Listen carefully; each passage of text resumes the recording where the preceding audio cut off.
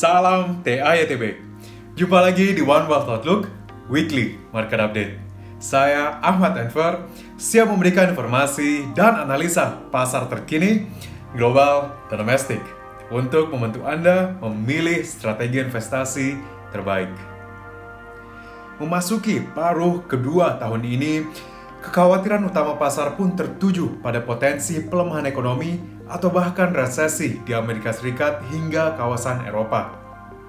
Seperti yang telah kami sampaikan sebelumnya, lonjakan inflasi dan dengan demikian pengetatan kebijakan moneter yang agresif oleh berbagai bank sentral berisiko untuk secara signifikan menekan momentum pertumbuhan ekonomi.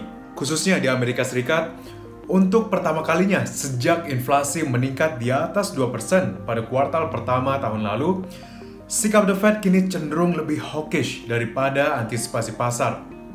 Hal tersebut pun terlihat jelas pada perbedaan ekspektasi akan tingkat suku bunga acuan dalam 2 tahun ke depannya.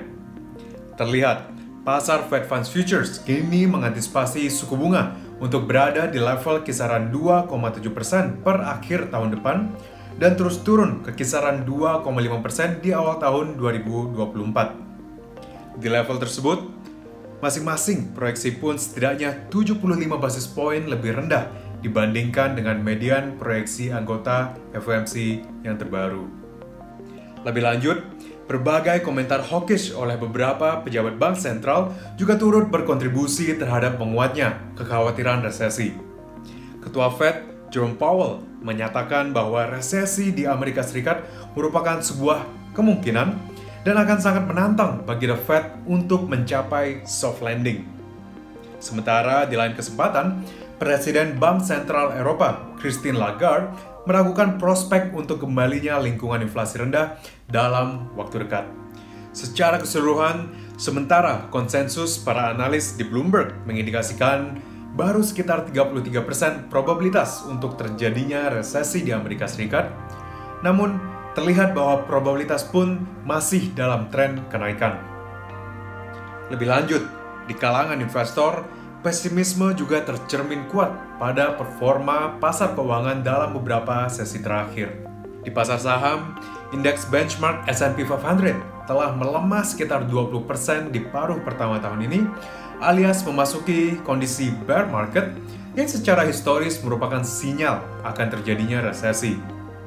Secara sektoral, sektor defensif pun terbukti mampu outperform sektor lainnya, terkecuali sektor energi di tengah tingginya harga pada kompleks komoditas energi saat ini. Namun begitu, dihadapkan dengan potensi penurunan permintaan akibat prospek pelemahan ekonomi, beberapa harga komoditas utama pun terpantau melemah, termasuk komoditas metal, pangan dan agrikultur, dan bahkan energi. Menilik harga minyak WTI misalnya, kini telah diperdagangkan di bawah level $100 per barrel, yang merupakan level terendahnya sejak memanasnya tensi geopolitik di Ukraina pada penghujung Februari lalu. Di pasar US Treasuries, meningkatnya kekhawatiran resesi juga tercermin melalui penurunan imbal hasil. Setelah sempat menyentuh level 3,4% di awal bulan Juni, yield pada US Treasury tenor 10 tahun terus bergerak turun hingga menyentuh level 2,88% per penutupan Jumat pekan lalu, yang menandakan terjadinya kenaikan harga. Lebih lanjut, patut untuk diperhatikan adalah terjadinya curve flattening pada kurva US Treasuries dengan perbedaan imbal hasil pada tenor 2 tahun dan 10 tahun yang terus mengecil. Dengan yield spread antara kedua tenor yang terus menipis mendekati nol dan bahkan berpotensi terjadi inversi, investor pun waspada, khususnya mengingat secara historis, inversi kurva sering kali dianggap sebagai sinyal akan terjadinya resesi. Fenomena flight to safety juga tercermin melalui meningkatnya permintaan terhadap safe haven dolar Amerika Serikat dalam beberapa sesi terakhir.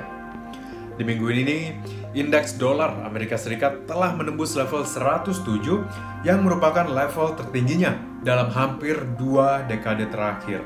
Sehingga, dihadapkan dengan sinyal konkret akan antisipasi pelemahan pertumbuhan ekonomi di Amerika Serikat dan beberapa negara utama lainnya, tekanan terhadap risiko aset, termasuk pada negara berkembang pun tidak bisa dihindari. Di dalam negeri, arus dana keluar oleh investor asing pun berlanjut, yang juga turut berkontribusi terhadap pelemahan pada IHSG, pasar obligasi, khususnya sejak awal bulan Juni lalu. Sementara IHSG terus diperdagangkan turun, kini di bawah level 7.000, imbal hasil pada obligasi pemerintah Indonesia tenor 10 tahun turut diperdagangkan naik di atas 7,2%.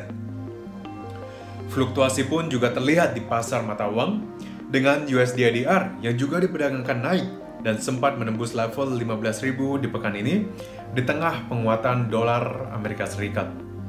Sejalan dengan tren global, tekanan harga di dalam negeri perlahan terlihat meningkat. Di minggu lalu, inflasi di bulan Juni tercatat sebesar 4,35% secara year-on-year, selain lebih tinggi dari ambang atas target 2 hingga 4% Bank Indonesia, inflasi pun telah menyentuh level tertingginya sejak Juni 2017 lalu.